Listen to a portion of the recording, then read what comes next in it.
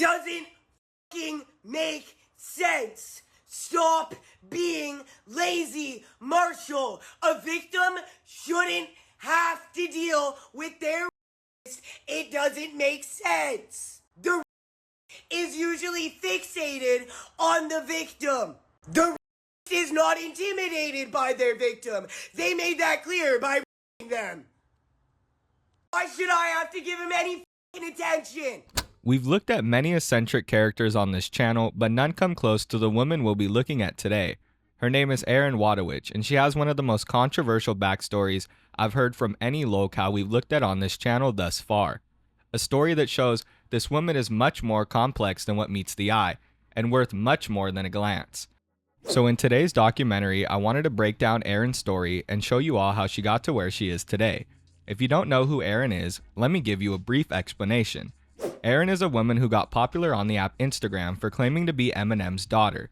Not only does she believe she has a connection to Eminem, but also countless other celebrities including The Weeknd, Jack Harlow, Tyler the Creator, and a Canadian artist who goes by the name Madchild. She was practically forced into everyone's feed and created intrigue from viewers due to the confusion her rants would cause. One of her most popular videos has over 1 million views and showcases Eryn passionately ranting at Eminem, tagging his account in the caption. Can you, Marshall? No, I'm locked out of my fucking Instagram. And I had a very important post to make. Stop this! Now! Do something, Marshall!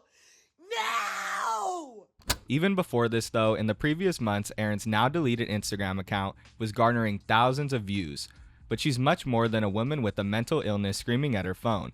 This is the story of Eryn Wojtowicz, deranged woman or overlooked victim. Eryn's social media presence first began in the year 2022. At the time, Eryn was 24 years old, and her first upload would be on her YouTube page. On this page, she tells the story of her life and gives the audience details that shows us why Eryn is where she is today. This confessional was filmed in 6 parts, with the first 2 containing the most information on Eryn's past. In her initial post uploaded on January 12, 2022, Eryn details her life as a child, mentioning experiences such as being stalked by the Illuminati and having communications with demons, which were likely a symptom of her schizophrenia. One thing to note while watching this video is Eryn's self-awareness while discussing her delusions of grandeur. Okay, cool. It worked that time. Alright, so my name's Eryn Wojtowicz, and this is the beginning, I guess, of my confessional. I'm gonna get into basically everything, what led me to basically being where I am right now. And a lot of the things that I had to go through that I feel as though I can't speak on freely normally. But yeah, I deal with some pretty out of mostly everyone's league shit, and I feel as though it needs to be talked about, and I do that very, very frequently. And you know, I just kind of had the idea, like, why don't I record it and then, like, you know, maybe share it one day or some shit. I don't know, but you know, something. Maybe one day when I'm dead and gone, I can be a big conspiracy theory. I have a lot of really bad, like, spiritual struggles. This feels awfully forced in front of a camera, but normally I can sit here and talk about it for hours. And I think that stems from being targeted by the Illuminati as a child. I mean, it was always kind of there, like, my entire life, but it wasn't so bad as a kid. Like, you know, it started small things, like nightmares, night terrors, feelings of things touching me and being there when they weren't there, but I mostly just tried to fucking ignore it. And I was successful at that. And it never really affected my life greatly. Obviously, until I got older and I actually ended up getting involved with members of the Illuminati, and that fucked me up a lot, to the point where I'm I feel like permanently, I don't know, I mean, hopefully not permanently fucking debilitated by this shit, because I struggle greatly all the fucking time. Demons constantly trying to possess me. Like, you know, literally by fucking incubuses 24/7. Not only that, but you know, demons can make you feel emotional things that you're kind of aware that you're not really actually feeling or coming by it organically. I can tell the difference between when something is a part of me and normal, and when something bubbles up from the depths of fucking hell. And anyways, this goes really fucking deep, and like I said, it's gotten to the point where I feel as though I lost control of my life a very long time ago, but it only just keeps evolving and you know, changing and stuff like that. And like I said, I'm happy to be at a point where I'm no longer deluded by these demonic forces and stuff like that. You know, when I first started you know, eating off their plate, so to speak, I was young, I was impressionable, I was completely unloved. You know, I grew up without parents, I grew up in foster care, I had nobody, I felt like I had no grounding and no home. And you know, like a lot of sad fucking kids, I turned to music. And you know, that's when I started noticing like weird things. I think I got my first phone when I was around the age of 16-ish, and that's when I signed up for Instagram, Twitter, all that shit, because that was all the fucking rage when I was a kid. Like, you know, all those technologies were like just on the surface and everybody was jumping on that. So, you know, I started noticing weird things with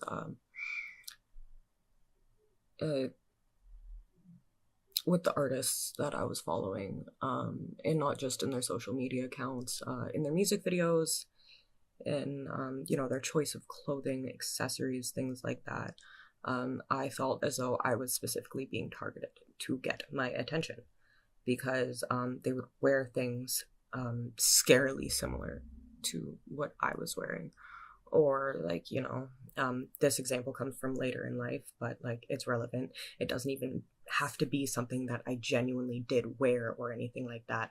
But like, there's been times where I said that I really liked the hairstyle of shaved leopard print and dyed in the hair. I thought that was a really cool fucking hairstyle, and I would never do it to myself, because I love my fucking hair. Like, not long after I did say that, like, Tyler the Creator went out and did that. Like, seems like a weird coincidence, but I'm gonna bring you back a couple years so you realize it's really not a weird coincidence. Because Tyler the Creator was one of the biggest ones who targeted me. He was the one who got me like neck deep into this fucking shit, man. Like, he had me genuinely believing that I was like a fucking celebrity when I was younger. Like, literally, to the point where I thought I had to disguise myself if I left the fucking house, because every move I made was gonna be watched super closely. Little did I know they were watching my every move, regardless of whether I left my mom's shitty apartment. But yeah. So, he started posting things, you know, that I felt had a very intentional resemblance to my life. Yeah, and then eventually, I mean, obviously, I did end up falling victim to that stuff, and it, you know, created delusions in my fucking head and in my fucking life. I was delusional in my way of thinking that I thought that I was famous or somebody important, somebody valuable. Not really that I was famous, because I had nothing to be fucking famous for. For those of you unfamiliar with the term, a delusion of grandeur is a symptom used to describe a feeling of grandiose, typically used when describing patients suffering from a number of different mental illnesses, including schizophrenia. This can mean the person either takes the role or creates a false relationship with somebody famous or in power. One example of this that most people watching will probably be familiar with is Daniel Larson's fake relationship with the singer Grace VanderWaal. This can be described as a delusion of grandeur. Situations like this can create issues for both the individuals suffering from the delusions of grandeur and the celebrities involved. But in this case, it's something that creates confusion among those who have been following Eryn's content since her Instagram page went viral around 5 months ago. This confusion stems from claims that Eryn had made in her second confessional on that same day. In this video, she claims to have had connections to the rapper Madchild, making a strong case for her claims. And then we're brought into the two that are different from the rest. That are different from the rest. And it's because I had some form of interaction with them. And the first one being Madchild, obviously, which I believe everybody remembers when Madchild was gotten shit on Instagram for posting a picture of a drunk 18-year-old sucking his, because Instagram's the time and place, right? Yeah, no. So I ended up just having my whole family see me sucking Madchild's drunk and all, which not really, you know, sobering up after that was not the best time, but fine, I guess. So yeah, there was Madchild. I mean, that's just like the physical evidence, proof of the interactions between me and him, but the interactions go back much further than that, actually. I believe I messaged him for the first time when I was 16 or 17. I was still in foster care, and I had just stopped talking to a guy that I really liked for like a while, and I started messaging Madchild, and he started commenting on my stuff, and you know, we kept up like a little bit of a back and forth, but like I said, I wouldn't have been talking to him in the first place if it wasn't for that I didn't already feel targeted by the Illuminati, and him being a player in that, I felt as though with him, I wasn't sure as though it was fully directed at me. I mean, later in life, I did really feel that. But I mean, the beginning stages of that, to me, were just, oh, we get along super well. We have so much in common. Although Eryn makes big accusations in this video, nothing would come out of these claims at the time. Still, as we go further in her story, you'll come to find that not everything Eryn states is based on delusions. Likely she did face a life full of hardships and manipulation, but at the time of recording this confessional, these comments were perceived as more delusions. We wouldn't know the truth for some time, and even to this day, we still don't understand the full story behind Eryn and Madchild, but we'll discuss more about that when we get into the Reddit board focusing on Eryn. Around the same time as filming these confessionals, Eryn started both a TikTok and an Instagram page, which went by her full name. These pages contain most of the same content you would see going to her page today. Videos of her ranting at Eminem and other celebrities, along with videos of her doing her makeup. Most of the content was the same, other than the fact that she was slightly more coherent, often being able to have some level of awareness to her illness. Because I'm waking up in my bed in the morning to mess it up again at night. I'm cleaning my house to mess it up again. I'm going through life pointlessly with nobody to fucking witness it. Why do you think I'm all over Instagram screaming like a fucking I want somebody to hear me. I'm lonely. Life is pointless like this. We shouldn't be alone. Well, since I'm a real life person, it's getting dark out. I need to go home. Can somebody help me?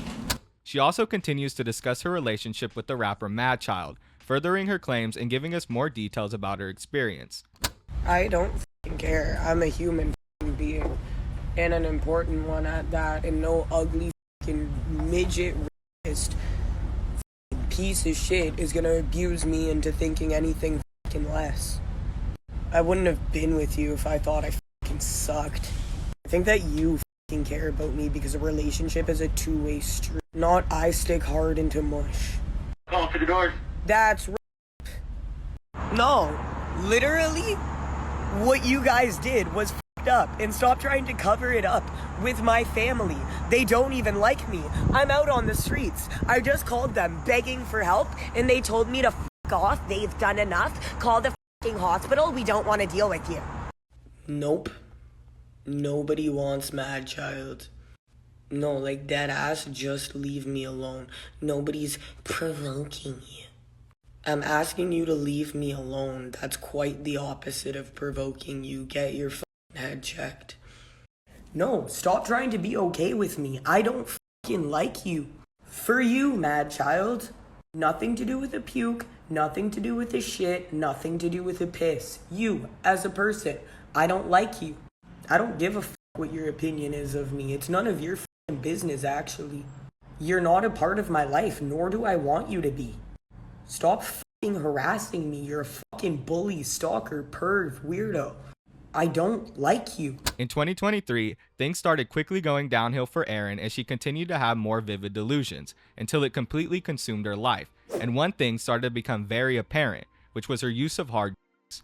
This would continue to deteriorate Eryn's mental state until her whole account was flooded with daily videos dedicated to Eminem and Jack Harlow, while still also clearly showing trauma from her alleged experience with Madchild.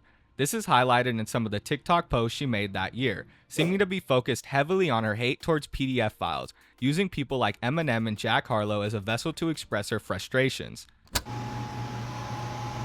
It's fucking 1,500. We're not even at 2K. Regina's face isn't even a foot yet.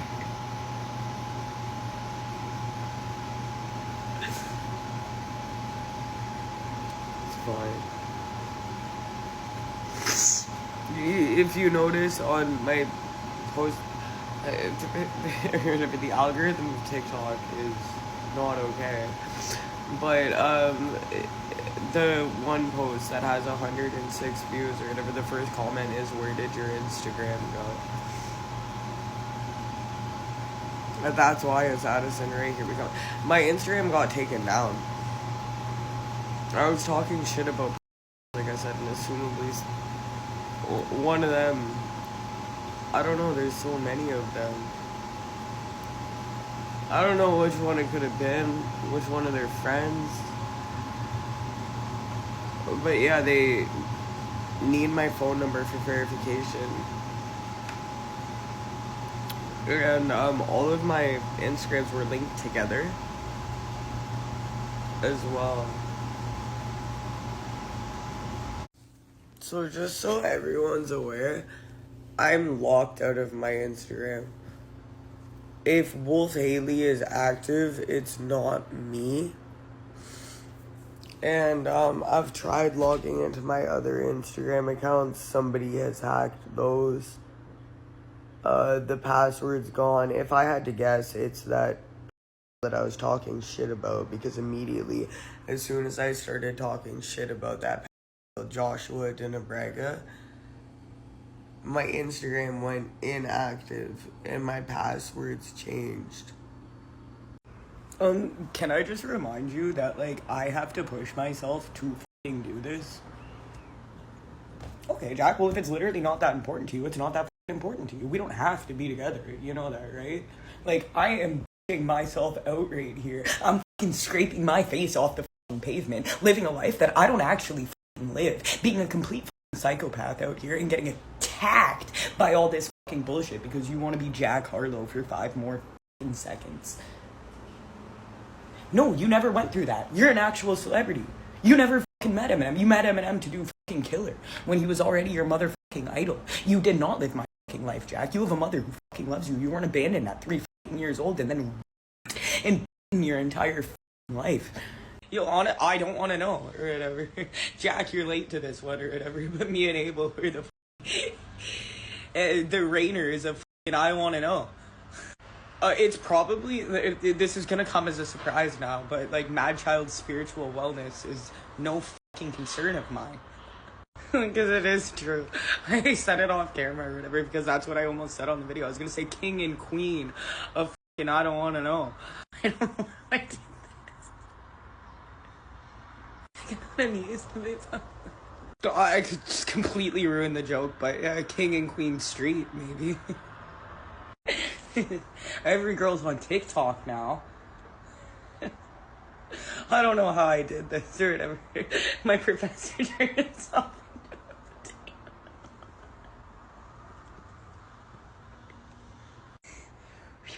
potato. Is this about me not being verified?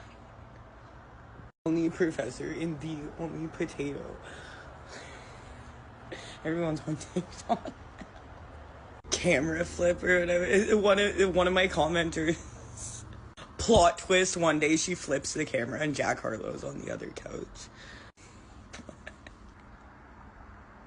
It's a potato. I just figured I should make a TikTok or whatever. Met with my friend. And walking past the rock pile, I'm like, oh, right where I got kidnapped from. And then he's like, you know where you are. I was like, how could I forget? And I was walking, I have the Jack t-shirt on and the daddy's little monster bag and the Mother McGaggy or whatever. TikTok. I just wanted to rock pile or whatever. March. Remember? The rock pile.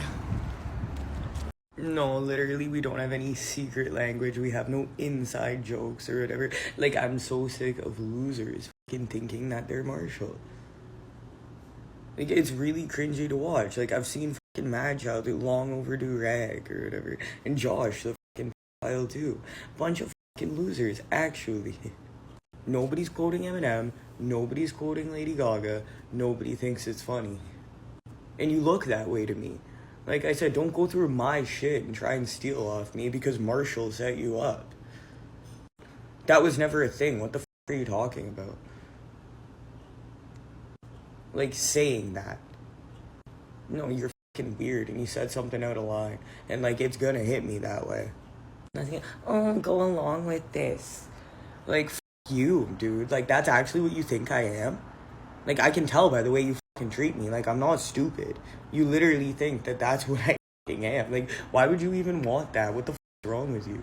This continued until seemingly Eryn lost access to her first Instagram page, as it wasn't deleted, but simply abandoned, and stopped posting in June of 2024.